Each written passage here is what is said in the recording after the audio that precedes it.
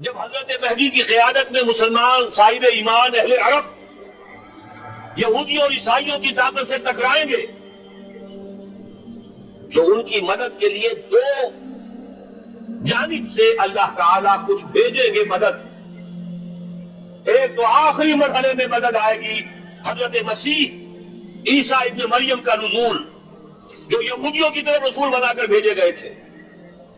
انہیں یہودیوں نے اپنے خیال میں سولی پر چڑھا دیا، لیکن اللہ نے فرمایا وما صلبوہ وما قتلوہ ولکن شبہ لہم بل رفعہ اللہ الیہ. اللہ تو اپنی طرف اٹھا کر لے گیا. اور احادیث صحیحہ جو کہ ہمارے ہاں متواترہ کے درجے میں، وہ احادیث جو صحیح ہیں کی ہے، ان سے ثابت ہے کہ حضرت عیسیٰ ابن مریم دوبارہ زمین پر آئیں گے.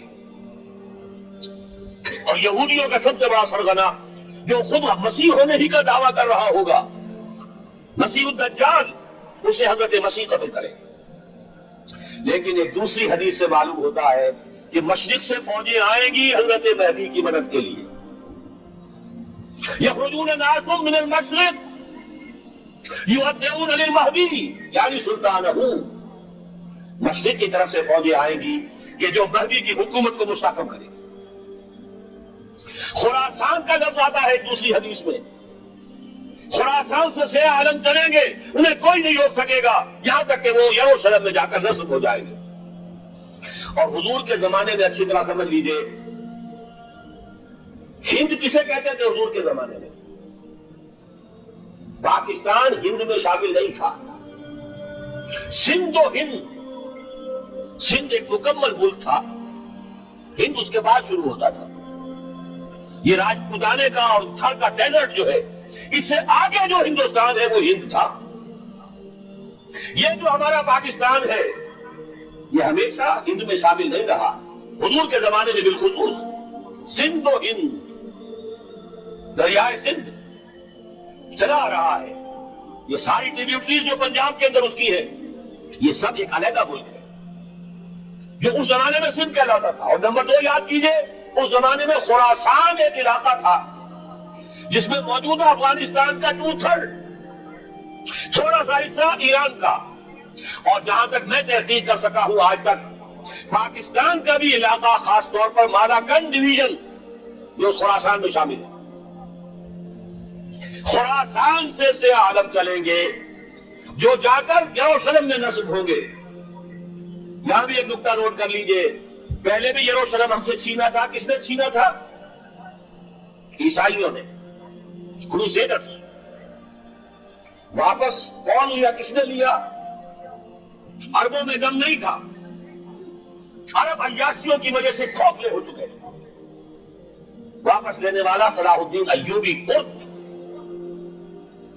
خون. اب دوبارہ یروشلم لیا جا چکا.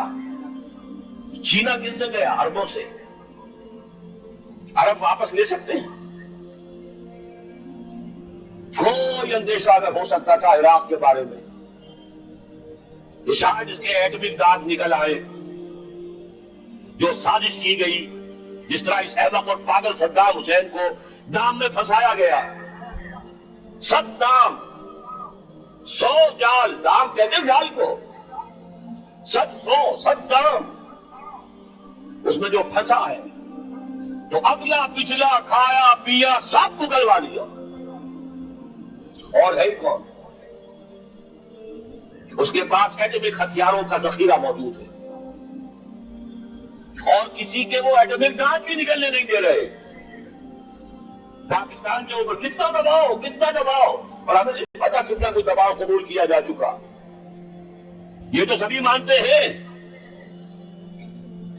قید کر دیا گیا، روک دیا گیا، آگے تو نہیں بڑھ رہا، تو سبھی مانتے ہیں.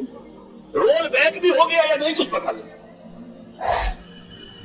لیکن کسی صورت یہ نہیں تسلیم کریں گے، قبول کریں گے کہ کسی مسلمان ملک کے پاس ایٹم بم آ جائے. یہودیوں کے پاس ذخیرہ موجود، سب جانتے ہیں. بہرحال یہ جان لیجئے، اس علاقے سے امید ہوتی ہے سندھ اور خراسان. حالات بہت خراب ہے ہمارے، اور حالات بہت خراب ہے افغانستان کے بھی. لیکن حالات کے بدلتے اللہ تعالیٰ کی مشیت کے تحت دیر نہیں لگا کرتے.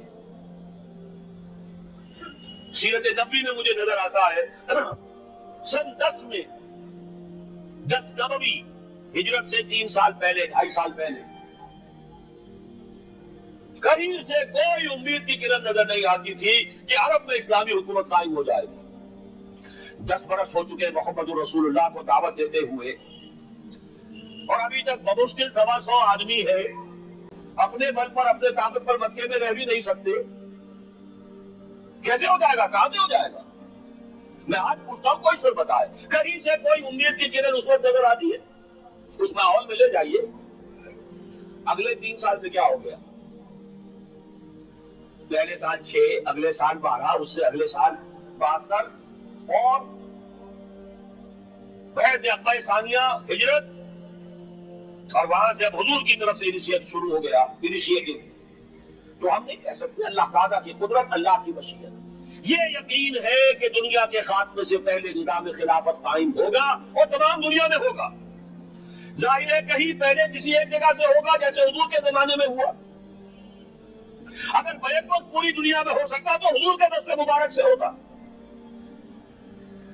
अगर हुजूर के दस्ते मुबारक से भी एक मुल्क में हुआ, जज़ीरा नुमा अरब में हुआ, फिर हुजूर की उम्मती है ना, अबू बकर है, उमर है, उस्मान है, सहाबा किराम की फौजें निकली है, उम्मती है, उम्मतियों के हाथों उसकी तौसीह हुई। अब भी यही होगा, किसी एक इलाके में होगा। मेरा गुमान है, मैं ये यकीन से नहीं कह सकता। गुमान भी मेरा उन अहादीस की रोशनी में है जो मैंने आपको बता दी और मौजूद है इस किताब के अंदर। अल्लामा इकबाल ने भी इन्हीं के हवाले से कहीं कहा है, मीरे अरब को आई ठंडी हवा जहां से, मेरा वतन वही है, मेरा वतन वही है।